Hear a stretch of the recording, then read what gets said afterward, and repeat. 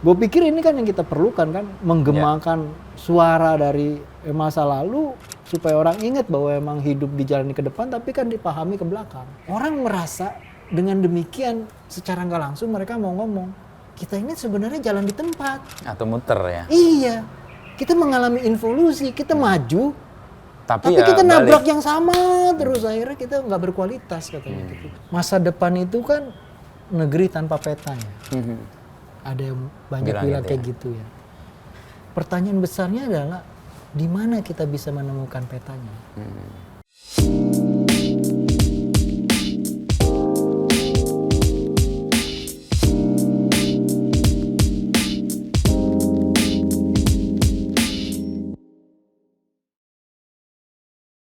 Tapi kemudian jalan sepi ini kan sebenarnya nggak sepi-sepi amat kan. Gue ngeliat kan beberapa juga komunitas macam ini tumbuh. Dan menurut gue itu kabar baik. Ada publisher kecil-kecil, meskipun nggak ada sejarawannya di ruangan itu, tapi mungkin juga ada aktornya di situ, misalnya sebuah komunitas atau kepala kelompok gitu yang menghidupkan itu. Lo ngeliat ini sesuatu yang menarik pasti kan? Ya, gue ngeliat ini justru senang ya, artinya karena gue ngerasa ruang ini kan luas banget dan perlu banyak orang begitu ya yang ikut terlibat untuk menjadi pencerita. Buat gue untuk mempertahankan imajinasi kita tentang Indonesia, caranya nggak ada cara lain selain pulang ke rumah sejarah gitu. Dan nggak bisa cuma gue sendirian lakukan, harus banyak orang itu yang melakukan itu, upaya untuk pulang ke rumah sejarah itu. Misalnya secara sederhana kayak begini ya, krisis kita kan sebenarnya bukan krisis ekonomi ya, bukan krisis duit ya. Krisis kita sebenarnya krisis nilai gitu. Nah, karena kita krisis nilai, maka salah satu cara untuk memulihkan itu, mencari nilai itu adalah pulang ke rumah sejarah. Misal hari ini, salah satunya adalah gimana cara kita punya keteladanan gitu. Hari ini kan susah ya nyari tokoh, role model, tokoh yang bisa diteladani. Menurut gue kalau misalnya kita susah cari pada yang hidup, kenapa kita nggak pulang ke rumah sejarah ngidupin yang udah mati? Dan menurut gue untuk upacara ngidupin orang yang udah mati ini, untuk menjadi sumber keteladanan, itu perlu banyak orang. Perlu banyak tenaga. Dan nggak bisa egois juga kita kan? Iya, menurut gue makin baik. Emang gue pikir tentu menyenangkan bahwa kita itu sendirian di tengah lapang, seolah-olah kita itu menjadi center of stand out gitu lah. Iya, stand out gitu ya. Tapi menurut gue apa yang bisa membuat lo di tengah lapangan itu tidak sendirian dan suara lo itu mendapatkan gema dari yang lain. Malah makin luas ininya. Efek dampak atau... Iya, menurut gue di titik itu suara bersama atau berjamaah itu menjadi jauh lebih penting. Karena kalau kita sendirian tidak bergema, menurut gue ya kita pergi ke ruang di mana jamaahnya lebih besar, sehingga apa yang kita gemakan, suarakan itu jauh lebih bergema gitu. Dan gue pikir ini kan yang kita perlukan kan, menggemakan suara dari masa lalu supaya orang ingat bahwa emang hidup dijalani ke depan tapi kan dipahami ke belakang. Jalani ke depan, dipahami ke belakang. Iya, hidup kan dijalani ke depan tapi dipahami ke belakang. Nah kalau gue sendirian di situ, nggak ada yang menggemakan, pertanyaannya siapa yang bisa kita ajak pergi pulang ke rumah sejarah gitu. Makin banyak, menurut gue akan semakin kuat dan menjadi mesin yang besar. Dan menurut gue eranya sekarang ini kan era era kita nggak bisa jalan sendiri, era kita harus bareng-bareng, jalan bareng ya gitu, nggak bisa kita, artinya banyak yang kecil-kecil, justru kayak misal gue nerbitin buku Wallace ya Malay Archipelago itu jadi Kepulauan Nusantara, kan dia sebenarnya menginspirasi Darwin, bahkan yang menemukan teori evolusi itu kan.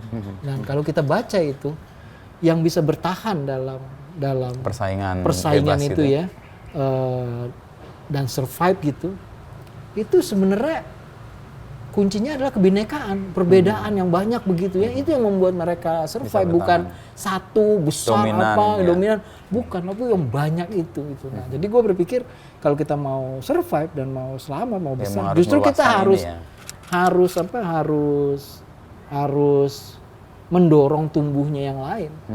Tapi secara market nggak akan jadi pesaing atau menjadi mengurangi bisnis model dan sebagainya? Enggak sih, justru makin luas malah. Justru misalnya gini, gue merasa menarik ya sekarang mayoritas media itu memerlukan sejarah untuk melihat sebuah peristiwa masa kini. Ya tadi tuh lewat ke belakang tuh lihat memahami nilai kan. Untuk dan hampir seluruh media itu sekarang bukan hanya punya perspektif ya untuk melihat dimensi persoalan ke masa lalu, tapi hampir semua punya ruang ya di dalam redaksional mereka tuh untuk sejarah begitu. Dan bukan hanya yang majalah khusus sejarah tapi hampir semuanya menurut gue itu punya ruang untuk cerita tentang masa lalu gitu. Nah, dan di kompas.com itu keterbacaannya tinggi loh. Nah, gue juga agak nggak ngeh kenapa orang-orang sekarang ingin kembali ke masa lalu, mungkin juga ingin memaknai apa yang sedang terjadi ya.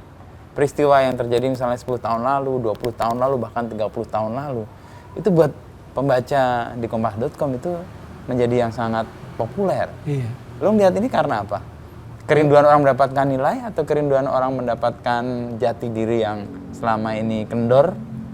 Enggak sih ya. Jadi gue juga ini komparasi ke Mata Najwa tuh kan mereka mantra Mata Najwa atau apa itu yang dibikin sama Fenty itu kaget gue karena Fenty itu cerita bagian-bagian awal itu episode-episode lu dan teman-teman yang cerita sejarah di Mata Najwa. Ternyata itu penontonnya besar katanya. Gue kaget gitu ya. Nah, gue tuh ngerasa kecenderungan besar hari ini orang bukan hanya merasa perlu ke masa lalu itu karena mereka ingin bernostalgia ya.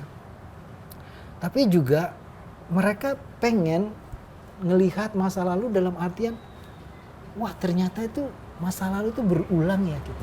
Jadi orang memerlukan masa lalu itu untuk komparasi gitu. Untuk menghadapi apa yang terjadi sekarang. Iya, jadi gila 100 tahun yang lalu sebenarnya udah terjadi wabah ya gitu ya. Dan ternyata pemerintahan kolonial nggak ngurus public health ya gitu. Dan sekarang kita juga sama begitu. Oh, dulu sains juga diambil alih oleh kekuasaan ya. Oh, sekarang juga. Jadi orang merasa dengan demikian secara nggak langsung mereka mau ngomong kita ini sebenarnya jalan di tempat atau muter ya. Iya, kita mengalami involusi, kita maju, tapi ya kita nabrak yang sama terus akhirnya kita nggak berkualitas katanya gitu. Secara nggak langsung, gue ngerasa kayak gitu. Jadi orang kepengen denger kayak ya sejarah nggak berulang gitu ya. Tapi kan dia kayak pantun ya, rima-rimanya tuh berasa gitu, dan orang tuh seneng itu. Orang ngerasa ya kita ini ngulang apa yang udah terjadi dan ternyata kita lebih bodoh dari keledai aja nggak terantuk 2 kali ya. Iya kan, pada batu yang sama untuk kedua kali, tapi ya namanya juga kita manusia gitu. Mungkin kita harus belajar dari sejarah. Gue mikirnya kayak gitu. Ada gue pernah baca ya, mungkin gue lupa dari mana ya.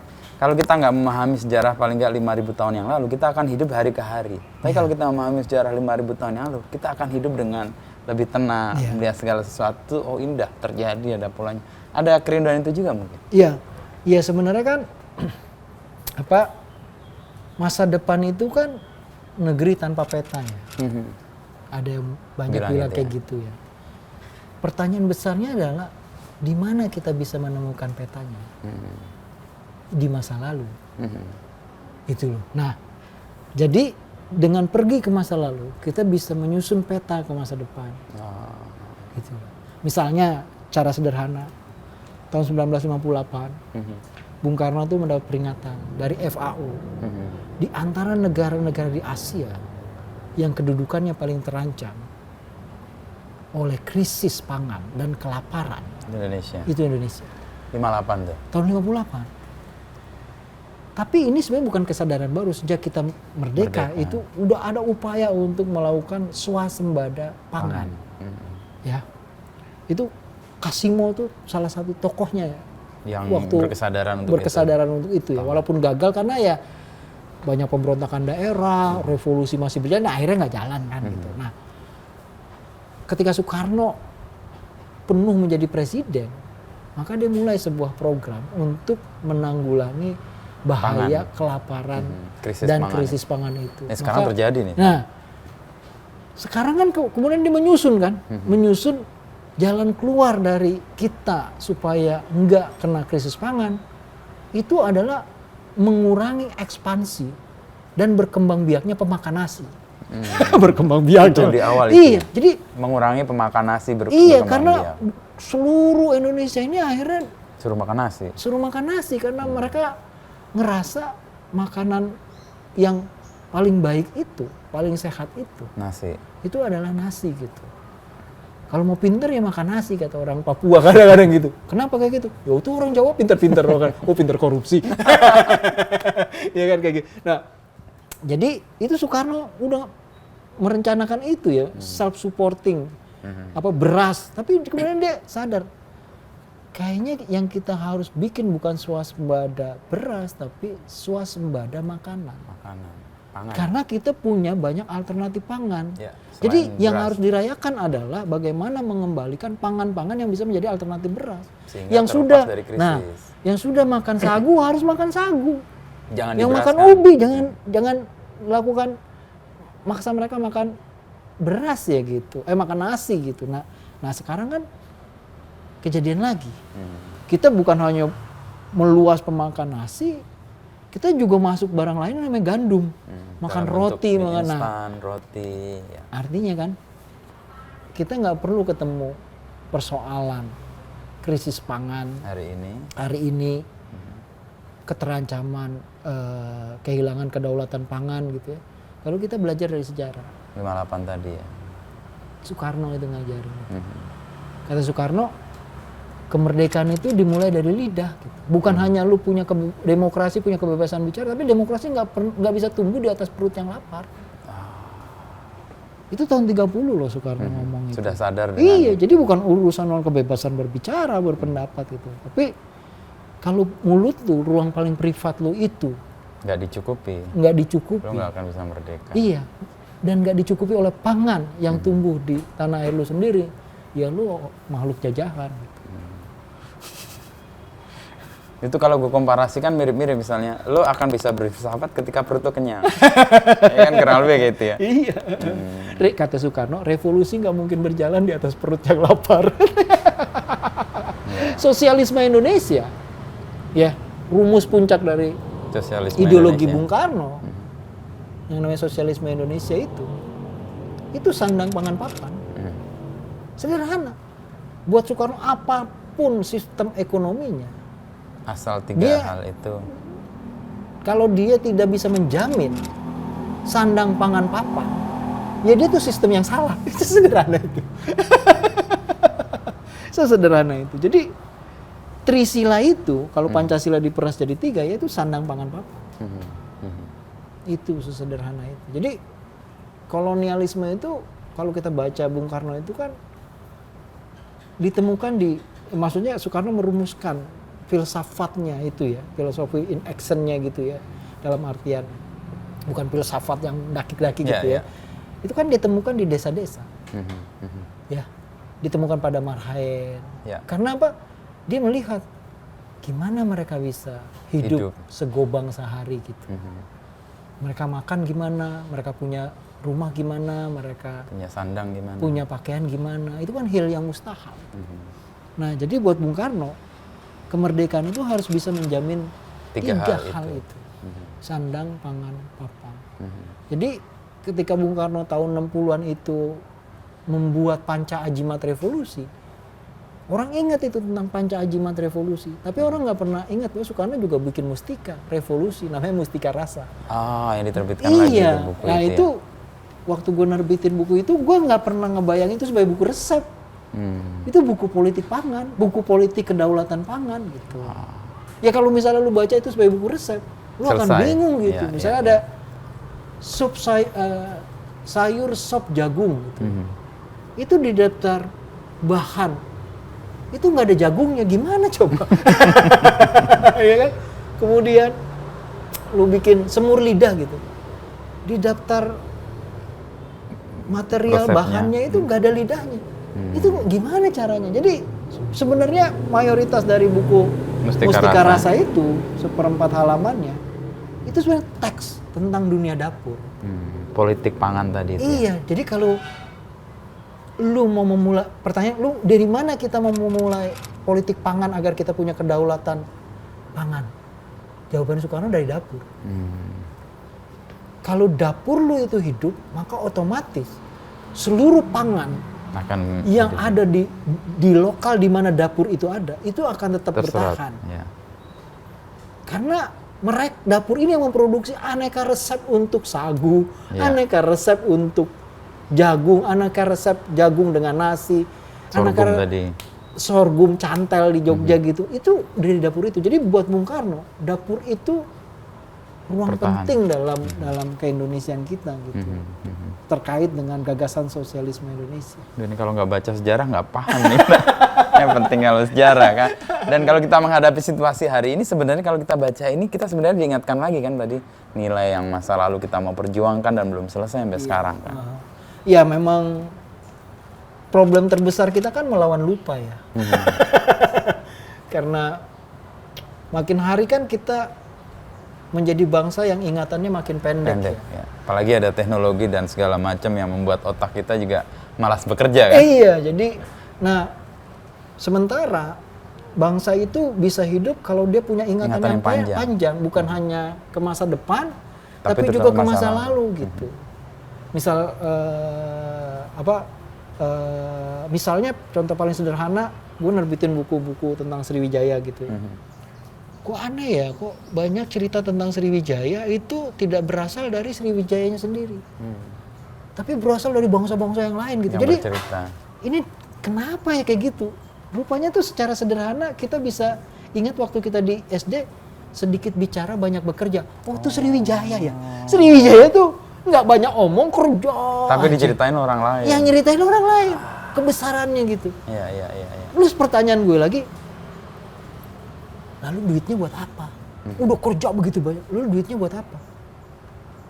Oh, bangun institusi pendidikan paling berwibawa. Jadi orang-orang dari mana-mana datang sebelum ke India, ke Nalanda, mampir Dari dulu ke Sriwijaya. Sriwijaya untuk kuliah. Dan kuliahnya itu bukan dalam artian kuliah agama Buddha ya, Enggak, ya. arsitektur, Teknologi pangan, iya, farmakologi, ya. iya kan, pertamanan, gila itu kan gila ya. Jadi, kalau lu mau punya umur peradaban yang panjang kayak Sriwijaya itu kan hampir 1000 tahun ya. Kita ini belum 100 tahun ngos-ngosan kan di Republik Indonesia. Ini Sriwijaya hampir 1000 tahun. Dia investasinya jelas. Pendidikan, sains. Itu kan kita bisa belajar. Lu kalau mau peradaban lu panjang, kita pulang ke masa lalu belajar dari Sriwijaya agar kita punya masa depan yang panjang sebagai nation gitu. Investasi kita itu kerja keras di mana harus kita taruh keuntungannya itu. Dan itu dari sejarah kita bisa tahu ya. Iya. Jadi banyak yang misalnya orang pribumi itu bodoh, itu kan dunia kolonial ya. Ngomong orang pribumi itu bodoh sampai sekarang gitu. Kita minder kompleks gitu. Bangun ibu kota, naskah akademiknya hampir 100 tahun kita merdeka, nggak ada ngacu referensi dari akademisi lokal. Indonesia, semuanya asing gitu.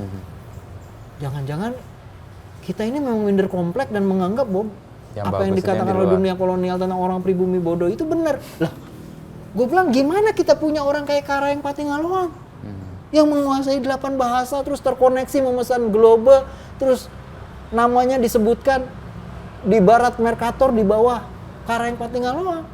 Itu gimana? Terus gimana kita punya orang kayak Dr. Ahmad Mokhtar ya, yang bisa menjadi direktur Eijkman Institute, institusi Belanda, di tahun 30-an, dia bisa jadi direkturnya, dia bisa mengkritik orang yang berkali-kali menjadi kandidat Piala Nobel dari Jepang. Dan itu orang pribumi. Jadi gimana orang pribumi bodoh? Kalau orang pribumi bodoh, pantesan bisa dijajah 350 tahun. Nggak ada yang dijajah 350 tahun. Karena apa? Bukan hanya mereka punya kemampuan perang, strategi perang, tapi juga mereka punya kemampuan diplomasi gitu. Aceh baru ditaklukkan di awal abad ke-20. Ya. Ya. Jadi ini kan yang menurut gue itu tidak tergambarkan ya. Jadi di kurikulum gitu. Ini kan bisa Kebesaran iya. yang membuat kita harusnya tidak minder bangga lagi gitu tadi ya kan. Oh kita nggak bodoh gitu. Dulu kita di abad ke-17 kita punya orang kayak Karaeng Patinggaluang gitu loh. Oh kita punya orang kayak Sosro Kartono di awal abad ke-20 gitu. Oh kita punya orang gending yang dihasilkan siapa ya? Salah satu ini Solo, Raja Solo yang dibawa NASA ke luar angkasa untuk ya. diperdengarkan kepada Astronot makhluk ya. asing yang ada di aliens yang ada di itu luar biasa ya. Jadi itu menumbuhkan apa ya? Bukan hanya kebanggaan tapi dorongan kita harus Percaya diri bisa ya. dong gitu. Memotivasi gitu. Nah, itu kan menurut gue membuat kita punya masa depan Ya. yang lebih panjang. Orang yang punya motivasi ya. Ya, Kalau orang ya. yang punya motivasi Ya ya, udah, nggak ada urusannya. mati kan gitu. Iya. Dan nation di situ jadi punya bara kan untuk hidup, punya api untuk hidup, nggak jadi abu dingin.